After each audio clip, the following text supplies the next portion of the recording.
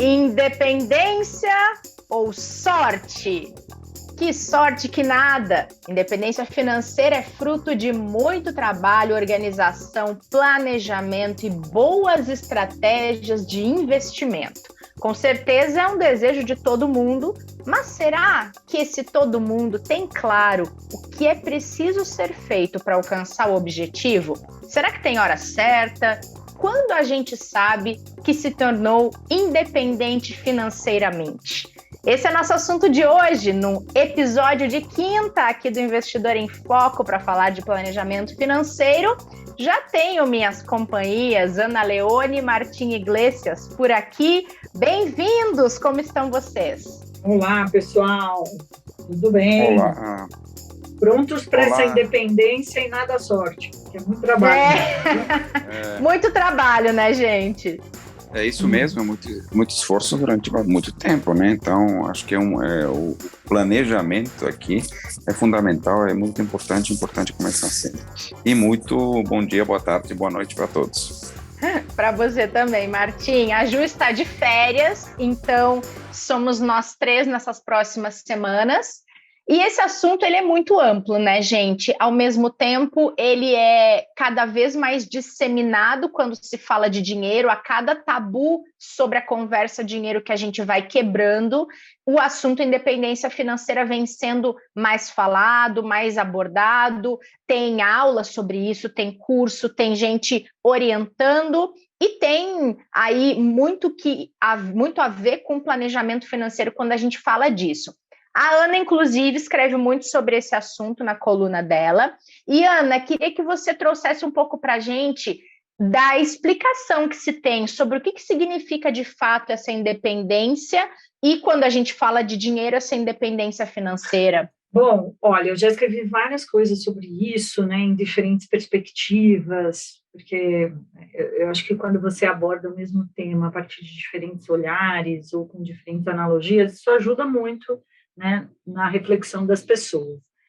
E então, o que eu gosto de diferenciar quando a gente está falando dessa busca de independência financeira é diferenciar o que é equilíbrio, o que é independência e o que é autonomia financeira. Se a gente recorrer ao dicionário, eu faço isso muito, gente, eu recorro pra caramba no dicionário para trazer alguns conceitos que às vezes a gente deixa passar batido, né? O equilíbrio é uma condição em que os sistemas de força atuam um compensando o outro, é isso que o dicionário diz. Então, se a gente pegar aquela balança que tem os dois pratos, a gente tem que igualar um lado e o outro para aquilo se equilibrar. Isso é o equilíbrio. Quando a gente está falando de independência, é uma condição que a gente tem em que a gente goza da liberdade em relação a algo ou alguém. Quando a gente é livre, né, a gente tem essa independência, então a independência está bastante ligada à liberdade, e principalmente a liberdade de algo ou de alguém, que a gente também vê aí pessoas que são dependentes de situações, de coisas e de pessoas, muitas vezes. E quando a gente fala de autonomia, é a capacidade, assim que o dicionário define, a capacidade de governar-se pelos próprios meios. Ou seja, a gente consegue, a partir dos nossos próprios aprendizados, das nossas próprias crenças, conduzir a nossa vida de alguma forma. Quando a gente traz isso para dentro do universo financeiro e a gente faz uma analogia desses três termos, quando a gente está falando do equilíbrio financeiro, que muita gente tem, é a capacidade de gerar renda suficiente para honrar os gastos que se faz. Então, se eu ganho 1.000 e gasto 1.000, eu tenho uma vida financeira equilibrada. A minha capacidade de produção de renda é igual, deveria ser um pouco menor, mas é igual ali a minha velocidade de gastos. Quando a gente está falando de independência financeira, a gente está falando da capacidade que a pessoa tem de não depender, seja por um período curto, alguns meses, ou pelo resto da vida, de um trabalho fixo. E, se possível, ela consegue até viver do rendimento desse patrimônio ou dos investimentos que ela tem. Já a autonomia é a capacidade que a gente tem de não depender de ninguém para nossa tomada de decisão financeira. Então, quando a gente também olha isso aqui, a gente percebe que existem níveis aqui, ou graus que a gente deveria perseguir. O equilíbrio financeiro, por mais que muita gente viva com essa balancinha equilibrada, a gente está falando de uma situação de vulnerabilidade, de certa forma. Porque se nenhum dos dois lados mexe muito, isso pode ter vida longa, esse equilíbrio financeiro. A questão é que existem acontecimentos que desequilibram essa ordem natural das coisas.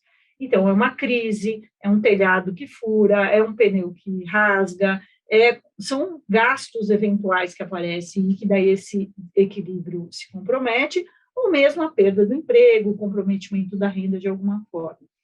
Quando as pessoas só estão focadas nesse equilíbrio e elas acham que está tudo bem, porque está entrando e está saindo na mesma proporção, até faz sentido. A questão é que isso é muito frágil. Esse estágio deveria ser o perseguido para aquelas pessoas que estão endividadas, que precisam começar a se organizar.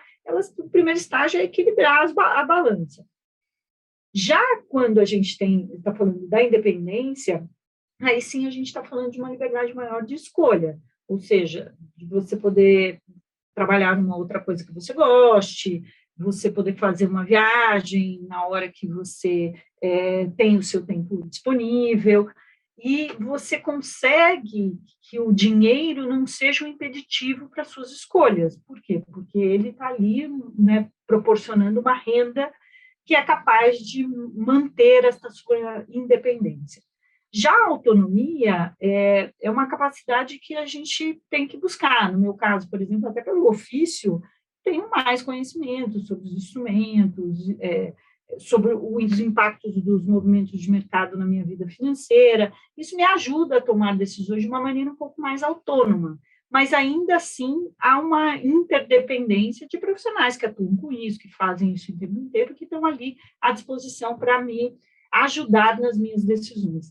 Então, é importante a gente entender essa diferença, esses estágios e o que a gente, de fato, deve perseguir. O que a gente deveria perseguir, no fim, na minha opinião, é essa autonomia, porque a partir do momento que você tem o dinheiro ali já te proporcionando coisas, e te proporcionando principalmente a possibilidade de você escolher o que você quer fazer, e você tendo a capacidade de decidir por si, como você vai gerir aquele dinheiro para que ele dure o maior tempo possível, eu acho que é o que a gente deveria buscar. Que bacana, Ana, porque de fato tem essa diferença e talvez a autonomia seja ainda um passo adiante da independência financeira, né? E aí, quando a gente vai nessa linha pensando em como buscar a independência ou tem etapas para se chegar, será que tudo que a gente vem falando aqui sobre planejamento financeiro quem sabe, um caminho para que a gente alcance essa independência financeira? Em que vocês pensam sobre isso? Não, eu acho que sim. Eu acho que eu já trouxe aqui alguma vez, em algum outro podcast, a questão sobre os atributos propriamente ditos do dinheiro, que são basicamente 4: liberdade, segurança, status e poder. Acho que a questão da liberdade e da própria segurança estão bastante ligadas a isso, porque, ou seja, eu preciso ter segurança de que não vou ter dificuldades financeiras, não vou ter uma série de questões, e a questão da liberdade, como a Ana coloca, que é algo que te traz a possibilidade de tomar decisões, a questão das reservas financeiras, por exemplo, está muito presente em tudo isso aqui. Quando o Itaú propôs a ideia das 3 reservas, a reserva de emergência ou de oportunidade, a reserva de construção de patrimônio, de objetivos específicos, e a reserva da aposentadoria, está muito voltada para obter essa questão da liberdade. Eu fico pensando, por exemplo, a Ana até comentou, hoje, por exemplo, muitas pessoas, eu inclusive, tenho uma liberdade sobre de onde trabalhar, quer dizer, eu tenho a possibilidade de trabalhar remotamente, praticamente em qualquer lugar do país, do mundo até, podemos até dizer isso, e obviamente essa liberdade só se concretiza, só se tornaria possível se houvesse de fato alguma capacidade financeira para tudo isso. Então, um dos objetivos dessa reserva de emergência, reserva de oportunidades, no meu entender, está muito ligada a trazer essa liberdade de escolha. Tá? Quando eu penso nas reservas para a aposentadoria, que a gente tem falado tanto, que a gente falou no programa passado, inclusive, para mim, está muito ligado também a ter essa liberdade de escolha, que é uma espécie, para mim, muito importante na hora da aposentadoria, que é a liberdade de escolha sobre o uso do tempo. E a aposentadoria é uma coisa que pode vir a qualquer momento na vida, obviamente, né? Alguns têm que adiá-la, outros têm a possibilidade de adiantá-la, caso quiserem, mas quando você tem essa autonomia, a autonomia te dá a liberdade sobre o uso do tempo. Você pode, com isto, usar teu tempo para trabalhar, para ler, para pensar, para viajar, né? Essa autonomia, então, é extremamente importante e algo a ser conquistado pelas pessoas. E, obviamente, essa conquista é tão importante que é uma conquista que demora para a maior parte das pessoas, praticamente o planejamento de uma vida em termos financeiros, né? De ir guardando recursos ao longo do tempo, por isso que a gente insiste muito no controle do orçamento, insiste muito também nas aplicações periódicas, na programação das aplicações para que o recurso vá crescendo ao longo do tempo, né? Enquanto a gente trabalha aqui acho que tem uma coisa bastante interessante sobre essa autonomia, né? Sobre a liberdade de escolha sobre o uso do tempo, que é o seguinte: enquanto a gente trabalha, o tempo, essa é a grande frase, né? O tempo é dinheiro, sim, porque a gente trabalha, consegue ir ganhando dinheiro, pode usar o tempo para coisas produtivas e outras, já vou falar um pouco sobre isso, mas a gente pode usar ele para ganhar recursos financeiros. Já quando, digamos assim, a pessoa para de trabalhar, se aposenta, na idade que for, né? A aposentadoria não necessariamente ocorre numa data específica, pode ocorrer muito antes, e no meu entender, inclusive com a pessoa continuando trabalhando, porque acontece que ele pode decidir o que fazer com o tempo. E aí, na verdade, o dinheiro é tempo. É como se há uma mudança. Tempo é dinheiro, ou seja, para eu acumular, para eu guardar, para eu investir, e depois o dinheiro é tempo, porque o dinheiro me permite escolher o que eu fazer com o meu tempo. Então, eu acho que tudo isso está extremamente ligado, e obviamente isso para mim só faz sentido também quando a gente pensa nas outras dimensões da vida, né? A gente tem outras dimensões extremamente importantes, a gente pode até falar de 4 dimensões, que é um livro que eu escrevi com o Jurandir Macedo e com a Denise Rios, que a gente fala sobre o capital físico, o capital financeiro, o capital intelectual e social, né? Ou seja, que basicamente são eles que permitem a gente viver muito bem.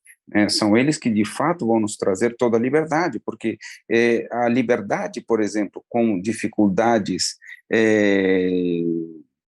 físicas, ou seja, eu não tendo uma boa saúde em função de maus hábitos de alimentação, em função de não praticar a quantidade suficiente de atividade física, também isso compromete ou pode comprometer de alguma forma a liberdade. Então, eu acho que a questão dessa autonomia que a Ana traz é uma coisa extremamente importante e acho que é um grande objetivo de vida que ultrapassa, inclusive, as questões financeiras, tá? Então, eu acho que é algo muito, muito, muito importante, eu acho que é um grande objetivo de vida. Não dá para dizer que seja o único, certamente, mas é um dos grandes objetivos de vida.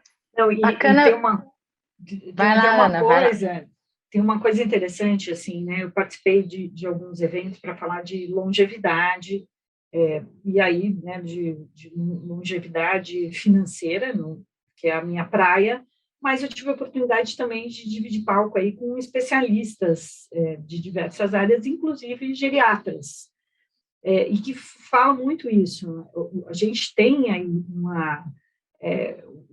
outros aspectos, como o Martim citou, importantes de serem perseguidos para encontrar essa independência ou essa autonomia, porque senão a gente só vai ter uma coisa, a gente vai ter o dinheiro e a gente não vai ter a capacidade de usufruir desse dinheiro, que é uma coisa importante. E a gente não se dá conta disso no dia a dia. Então, demora, né? Requer esforço. Essa busca pela essa independência, que é o tema do papo de hoje aqui, é uma coisa constante, contínua e por muito tempo. E ela não pode estar submetida à nossa automotivação apenas. A gente tem que estar muito mais disciplinado a ter consistência do que a gente atento a ter apenas uma motivação para atingir isso que a gente percebe. Até porque, pelo que a gente falou até aqui, não dá para pensar na independência financeira só quando a gente chegar no 9 da regra do 1369 que o Martim sempre traz aqui, né, gente? É uma independência financeira que tem que ser utilizada ao longo da vida e para que essa vida ela seja bem aproveitada, para que a gente chegue nessa situação de quando aposentar e quiser só usufruir do dinheiro, conseguir fazer isso, né? Para mim essa é a magia, né, da coisa, porque é como, eu gosto de dar esse exemplo, porque é bem coisa de interior, né, aqui em São Paulo, onde eu moro, a gente vê pouco, mas no interior é clássico, né, você está andando com carro, moto, aí você está passando na rua, pega um cachorro e corre atrás do carro, né, vem correndo que nem louco para trás da roda do carro, aí o carro para, ele não sabe o que fazer, né? Ele sai assim, andando, rebolando, abanando o rabinho, sem saber o que fazer. Então, é uma imagem que me vem na cabeça quando muitas pessoas perseguem uma independência, né? Uma busca de uma quantia ali, né? Que vá dar a ela essa liberdade que ela tanto busca, mas e a hora que chega lá, ela não sabe nem como usufruir. E, no fundo, a gente está falando que o percurso é importante. Esse que é o ponto. Claro. Né? E, Ana, aproveitando isso que você falou, existe essa quantia? Tem um númerozinho lá que a gente tem que perseguir? Ou esse suficiente, ele é relativo para cada pessoa, dentro de cada realidade e de cada objetivo? Olha, eu escrevi uma coluna sobre isso justamente com esse título, né? O desafio de encontrar o seu suficiente. Porque se o pouco é um problema, ou seja, a gente não ter aquela reserva mínima, como o Martim citou aí, que é aquela reserva que vai tirar a cabeça da gente fora d'água, é ruim também a gente não saber qual é o nosso máximo, porque senão essa perseguição a algo não tem fim. O que eu quero dizer com isso? Se um tá bom, 2 vai estar melhor, 3 vai estar melhor, mas qual que é o momento em que vai ser o suficiente para também te permitir escolhas? Porque se a gente também não entender qual é o nosso ponto máximo, a gaiola é a mesma.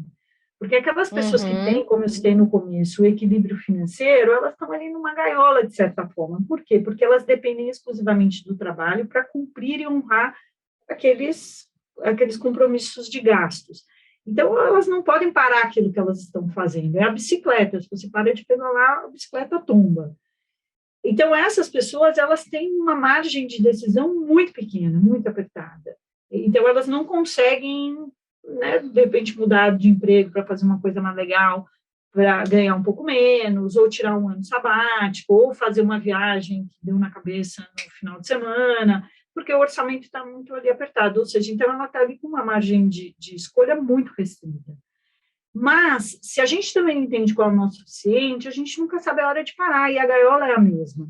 Não à toa, a gente vê muitas pessoas muito bem-sucedidas e infelizes, ricas, mas infelizes, porque elas não souberam onde elas deveriam começar a tirar o pé do acelerador, como o Martim falou, né, Martim? Começar a usufruir, usar um pouco daquilo que foi conquistado, manter aquilo, porque fica só a busca pela busca.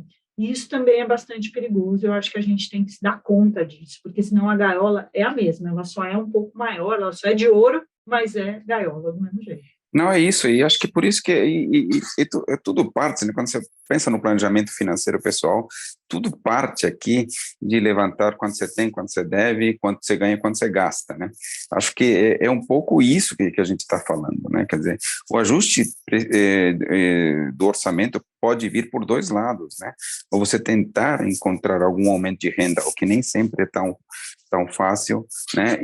E, por outro lado, tentar conter gastos, o que também não é fácil, mas, de forma geral, está muito mais no seu controle, né? Está muito mais, de forma geral, no seu controle, né? A gente sabe que quando a gente comete desperdícios, não estou nem falando de supérfluos, né? Desperdícios, né? Assinaturas de coisas que a gente não vê, né, sei lá, pode ser ou aplicativos, revista hoje já nem se usa tanto, mas mesmo em termos de alimentação, as estatísticas de quanto é que se perde com alimentos é super complicado. Então, a gente consegue reduzir um tanto os nossos gastos, as nossas despesas, para que sobre algo. Essa questão de sobrar algo é muito importante. E, como eu comentei já, se começa a sobrar, se começa a haver um superávit desde bastante cedo na vida, sei lá, aos 25 anos, se a gente já se acostuma a ser superavitário, a dificuldade de encontrar um 9, que você citou, Renata, não é tão grande. A gente fala que, guardando desde o início da carreira, aos 25 anos, 10% da renda, né? A pessoa consegue chegar aos 9, né? Tomando algumas boas decisões de investimento, né? Mas ela consegue chegar aos 9, né? E com esses 9, sejam os 9, não sejam os 9, porque também não é um número determinístico, né? Sei lá, se você chegar perto disso, um pouco a mais, um pouco a menos, você consegue, obviamente, se ajustar, né? Acho que, portanto, a questão é que o planejamento de longo prazo faz muito, muito sentido. É muito importante e traz grandes benefícios de longo prazo para a conquista dessa independência, né? Dessa liberdade, como a gente chama, principalmente dessa autonomia, como a Ana colocou. E vocês me contem, vocês estão ali equilibrando, independentes financeiramente ou com autonomia financeira, hein? Olha, perguntinha difícil, né? Na verdade, assim, ela é fácil de se responder, mas ela é complexa porque ela tem que levar em consideração, acho que a resposta, a primeira vez, né, que me perguntaram isso, eu de pronto respondi, aí depois eu refleti, e eu acho que hoje eu tenho uma estrutura melhor para responder isso. Porque hoje eu acho que o meu poder de escolha é maior do que era antes. Quem me acompanha sabe que recentemente eu fiz uma transição de carreira, saí do mundo corporativo do qual eu pertenci por 27 anos e resolvi empreender. Isso só foi possível pela minha independência financeira e pela autonomia que eu tenho para gerir esses recursos, como eu até citei, por ossos do ofício, que eu trabalho com isso. Mas uma coisa que é importante entender que se conseguir é desafiador, manter é mais desafiador ainda. Então, se eu não tomar cuidado, se eu não for diligente com as minhas finanças, como eu fui até agora, talvez daqui a um ano, se você me perguntar, a resposta possa ser diferente. Então, o que eu quero dizer com isso é que a gente precisa entender que a gente não pode se descuidar. Esse é um momento em que, quando você atinge essa possibilidade maior de liberdade, é isso que eu falei, talvez se eu trabalhar mais, se eu tiver mais capacidade de poupança, as minhas opções de escolha serão melhores do que elas são hoje, mas hoje já me permite uma boa flexibilidade nas minhas escolhas, a de carreira foi uma delas, mas a questão é que esta diligência que eu mantive até hoje para alcançar esse nível de escolhas tem que ser mantido para o resto da minha vida, porque senão a gente também pode perder. Então, acho que esse que é o que eu reflito bastante quando me fazem essa pergunta. E você, Martim, estou curiosa. Não, eu acho que eu tenho um bom nível de independência, ou seja, consigo fazer coisas que alguns anos atrás eu não conseguia, de fato, né? Essa questão de eventualmente ter mais mobilidade, me movimentar, viajar um pouco mais trabalhando, é uma coisa que, sei lá, hoje eu tenho toda a liberdade de poder fazer.